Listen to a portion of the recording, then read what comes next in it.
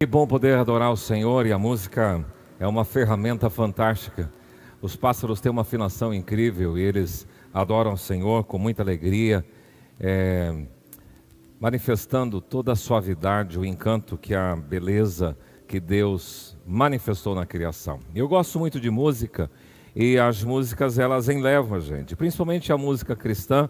Eu conheço um par delas e sou um pouco eclético na questão musical, tanto nos estilos, também nos ritmos. Eu gosto muito de ouvir diversificadamente. É claro que cada estilo, cada ritmo para um momento específico. Por exemplo, se você for descansar, repousar, uma música suave, instrumental, tranquila. Quando eu estou viajando, eu gosto muito de escutar bossa nova, uma música bem gostosa nesse ritmo, mas todas elas com letras cristãs.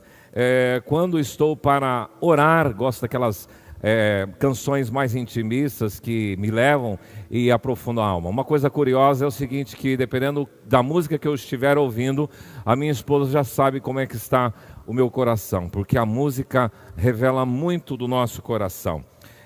Eu gosto muito de uma música do Cat Singers, que significa, o nome dela é Tudo é Paz. E a letra dela diz o seguinte: Senhor meu Deus, tenho lutado tanto para sobreviver, pois nessa vida tem barreiras para valer. Estou aqui escalando a montanha do viver, e angustiado eu terei que vencer. E angustiado, o meu coração se encontra na pior.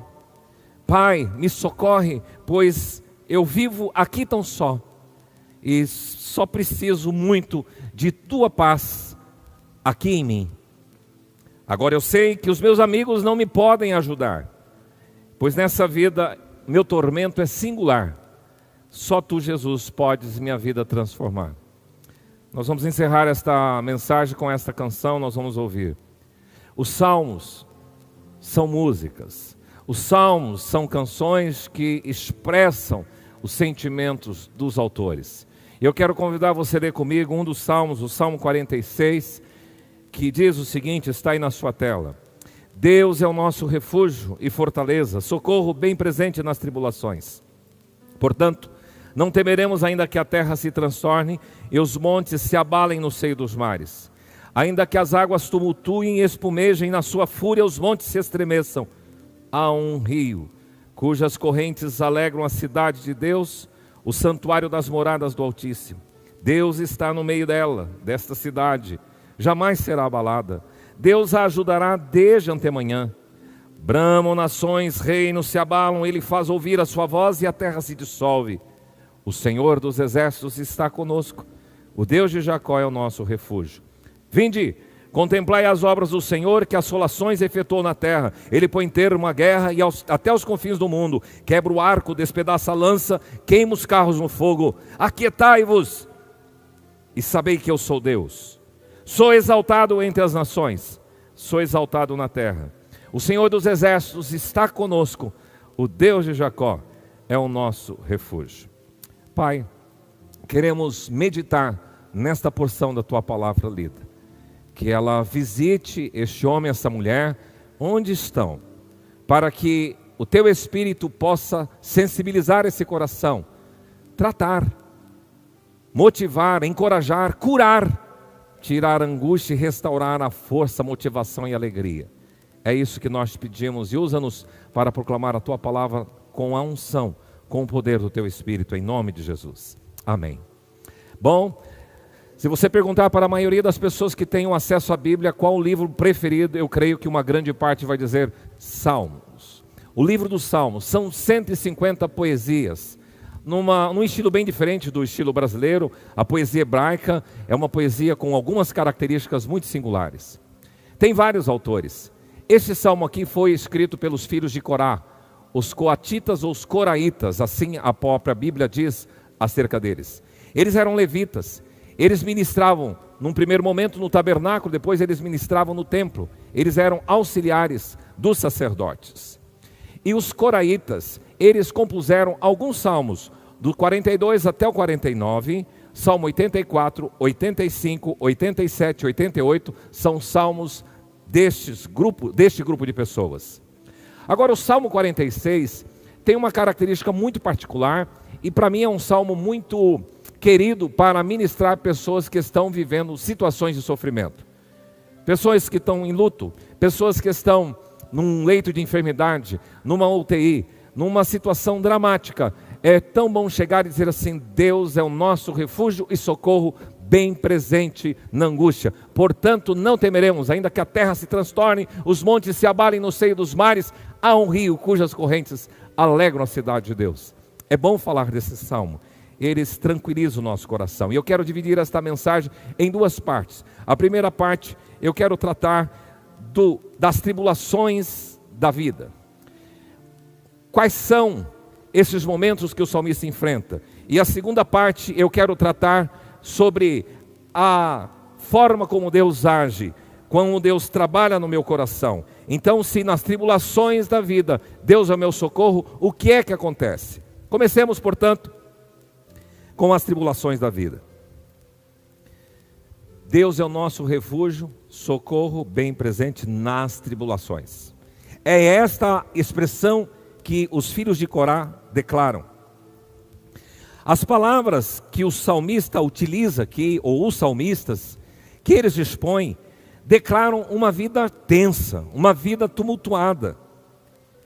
E na verdade tem muitas pessoas que mesmo na fé cristã, no mundo moderno, proclamam um evangelho muito tranquilo, muito carrossel, muito cheio de luzes, muito fanista, muito eu declaro, eu recebo, eu nasci para ser assim, eu ser assado, eu quero, eu tomo posse. E a gente começa a olhar para uns salmos assim e vê que o salmista enfrenta as tribulações e ele coaduna com aquilo que Jesus disse: no mundo tereis aflições. Então nós precisamos encaixar que no realismo da vida, a vida ela tem esses tumultos. E aqui nesse texto eu encontro que as tribulações são diversas. As tribulações da vida se manifestam de N formas. Hoje mesmo nós estivemos fazendo o sepultamento da dona Antônia Albertoni, uma senhora de 87 anos, membro dessa igreja. Imagina como é que estava o coração daquela família, uma família numerosa. É um momento de tribulação. E aqui no Salmo você vai descobrir algumas características nas expressões que declaram as tensões que o salmista estava percebendo. Por exemplo, terra se transtorne. A palavra aqui é uma terra que alcança uma mudança e uma alteração no clima, no movimento, na natureza. Montes se abalem, falam de tremor, falam de desmoronamento. Águas tumultuadas, fala de mar bravio, enfurecido, alvoroçado, turbulento. Nós tivemos aí, hoje novamente, na região de Santa Catarina, o ciclone bomba, e vocês perceberam, esses dias li que no mar da Galileia, um lugar que não tem onda, é um mar de água doce, não é água salgada, ele estava extravasando das suas ribanceiras, das suas bordas, com um grande vento. Muito estranho esse fenômeno. Alguns dizem que a última vez que aconteceu isso foi há 300 anos atrás. Aqui ele diz: águas espumejem, águas estejam fermentadas, águas estejam em grande tumulto, e na sua fúria os montes estremeçam, os montes tremam. Nós vivemos num estado que tem poucas montanhas, mas para quem já viveu no sul de Minas, quem já andou em algumas cordilheiras, esses dias passei pela Serra de Maracaju, e você vê aquelas coisas esculpidas que Deus fez. Agora pense naqueles montes, naquelas montanhas estremecendo, mexendo e desmoronando. E ele descreve as tribulações da vida, e na sua fúria os montes se estremeçam, as nações bramam, quer dizer, as nações chorem em alta voz, enfureçam, façam barulho, reinos se abalam, cambaleiam, derrubados, reinos se desmoronam, reinos são agitados, reinos são mexidos, a terra se dissolve, se derrete e desfalece. E ele diz: assolações sobre a terra, horror, assombro, espanto, guerras, conflito entre as nações e conflito intranação. Pois bem, são diversas as formas de tribulações. Talvez num contexto mais particular aqui, nós vamos enfrentar a violência. Essa semana na nossa cidade, um secretário do nosso município foi esfaqueado e cortaram o seu pescoço, morreu ali no lugar. Nós vivemos momentos de tensões, injustiça social, nós encontramos problemas de racismo, vocês viram esse movimento nos Estados Unidos, nós temos o problema da pobreza, da miséria, problema de desemprego, de doenças, de enfermidades, de pragas, de perdas, de lutos, de acidentes, de injustiças, desigualdades, crises e por aí afora. Então, as tribulações são das mais diversas. Agora, essas tribulações produzem no meu coração, no seu coração e no coração do salmista, alguns sentimentos ruins. Por exemplo, quando eu leio esse salmo, eu consigo discernir, perceber nas entrelinhas, algumas coisas que angustiam, que machucam o coração desse salmista. Eu percebo aqui temor. Eu percebo literalmente medo, insegurança e assombro diante de todas essas catástrofes que assolam a terra, o mar, a natureza. Percebo aqui uma angústia dentro do coração desse salmista, uma tristeza, uma dor interna, uma coisa por dentro, um burnout, uma depressão, um desânimo e um certo assombro no seu coração. Percebo nesse salmista uma tensão, uma inquietação, uma certa ansiedade, um desassossego, uma confusão interior, daqueles tipo que nada está legal e nenhum lugar está bom. É isso que parece na descrição do salmista, se você tirar Deus do cenário do salmista. Percebo nesse salmo também um sentimento de vazio, de solidão, sem ter ninguém para ajudar, sem amigos que possam me socorrer, sentimento de abandono e de se fechar no próprio eu. Vulnerabilidade, exposição, totalmente exposto. É isso que a gente está sentindo, porque quem diria que você não pode sair da sua casa, quem diria que você tem que tomar um monte de precauções e você não pode se relacionar com os amigos. Fiquei sabendo de uma irmã da igreja que perdeu o seu pai e perdeu o seu irmão e fizeram o sepultamento sem poder contemplar porque eles estavam com essa enfermidade, com o Covid. Então o meu sofrimento, o seu sofrimento, o sofrimento do salmista, ele é único, ele é singular. O teu sofrimento não é igual ao do outro, é só teu. E às vezes a gente até pensa que está sofrendo mais do que os outros, mas o sofrimento e as tribulações geram esses temores dentro do meu coração. Assisti recentemente um filme que está na Netflix, interessante porque ele trata do comunismo no Camboja e é um fato real, e o nome do filme é First They Killed My Father. Primeiro eles mataram meu pai. E conta a história de uma menina com seus irmãos na guerra do Camboja, o comunismo, e quanta coisa horrível que a gente vê dentro daquele cenário.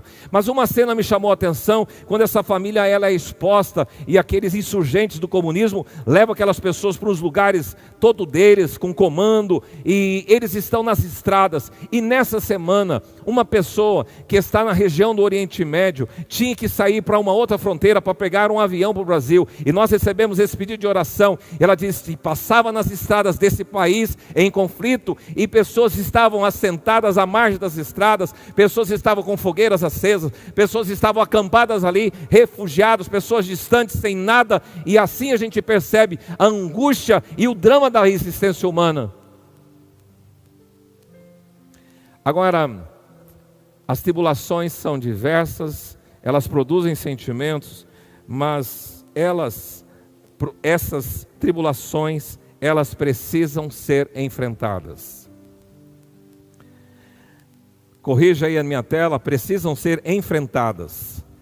Interessante que o salmista, ele então, diante dessas coisas que desmoronam, dos montes, dos mares, de todas as coisas em situações de catástrofe, o que cabe a ele? Porque tem gente que diante das tribulações, diante do sofrimento, paralisam. Outras desfalecem. Outras retornam para trás. Outros desistem da vida. Outros entram em desespero, em parafuso, se afundam. Mas o salmista, a despeito de toda a situação caótica que ele descreve, ele é convidado a esboçar reação. Como? Versículo 2 ele diz: não temeremos, ainda que todas essas coisas sejam assim, ainda que não vou temer, eu declaro que eu vou ficar firme em Deus.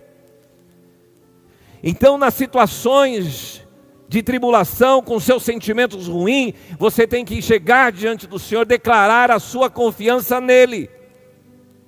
A segunda coisa, ele é convidado no versículo 8 a contemplar o que Deus fez. Vinde e contemplai as obras do Senhor. Às vezes a gente olha as obras do inimigo, às vezes a gente olha as tragédias, às vezes a gente olha as fake news, às vezes a gente olha as más notícias, e o salmista convida: vamos contemplar as obras do Senhor. Eu olhava numa casa essa semana, um bem-te-vi que estava sentado, e essa pessoa dizia assim: olha, eu sempre alimento, ele sempre vem aqui. Olhai, contemplai, vinde e contemple as obras do Senhor. Alguém mostrou nessa semana a lua como está linda, e é isso que você tem que fazer. E a terceira coisa que eu vejo na situação do salmista é que ele é convidado a ficar quieto diante do Senhor. Versículo 10 diz: aquietai-vos e sabei que eu sou Deus, sou exaltado entre as nações. Então você tem que enfrentar. Se você já fez aquela viagem longa, por exemplo, comumente eu vou para São Paulo, e eu fico imaginando, são 1.000 quilômetros, e quando eu estou aqui na cidade de Indápolis, e nesse distrito ali, eu falo, puxa, tem quase 1.000 quilômetros para chegar, mas a gente tem que encarar. Tive esses dias uma experiência de participar de uma comitiva no Pantanal, e estar com alguns homens ali do Pantanal, e aprendi muito sobre comitiva, como é que eles tocam. Era quase 900 cabeças de animais, e eu pude estar com eles ali. Muito legal. Cheguei 5 da manhã, eles já estavam há 3 dias nessa comitiva. Eu cheguei só no sábado, fiquei das 5 até as 3, cheguei 5 da manhã, montei no cavalo, comecei a caminhar com eles. Não tenho tanta prática assim, não via a hora de chegar ao almoço, porque eu descansava das pernas e comia gostoso com aqueles homens.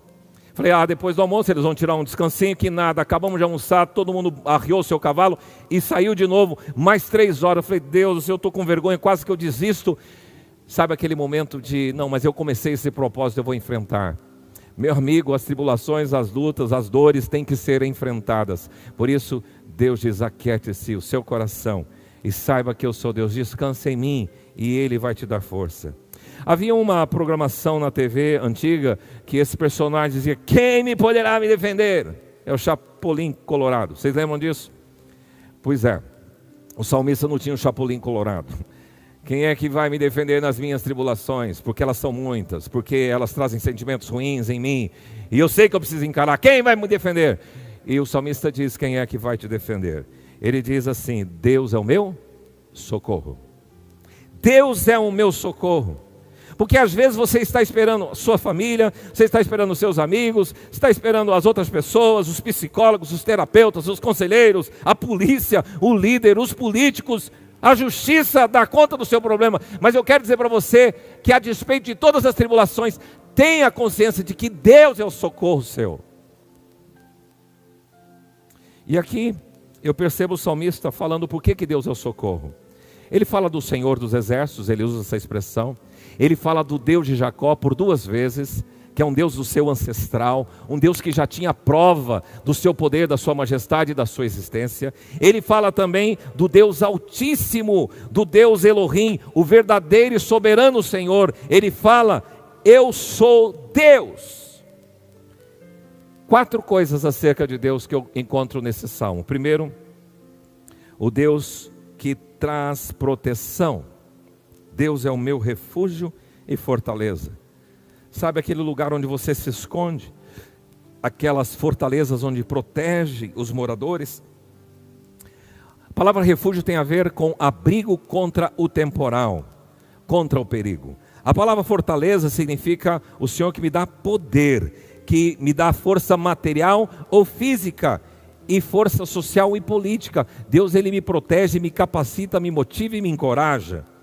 A segunda coisa que acerca de Deus que esse salmista fala é de que o Deus que é o meu socorro vem com a sua presença.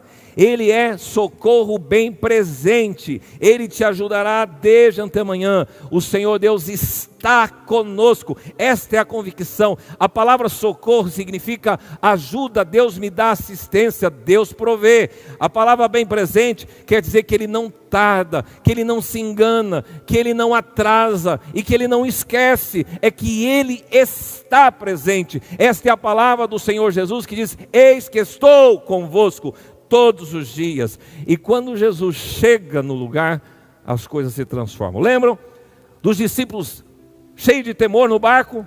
Jesus entra no barco, paz seja convosco. Lembram-se dos discípulos cheios de medo e temor no cenáculo? Jesus chega e diz: paz seja convosco. E para a sua vida atemorizada, preocupada, inquieta, o Senhor chega e diz hoje para você: paz seja sobre a sua vida, paz seja sobre a sua casa. E aqui eu encontro novamente a terceira coisa que Deus promete: paz.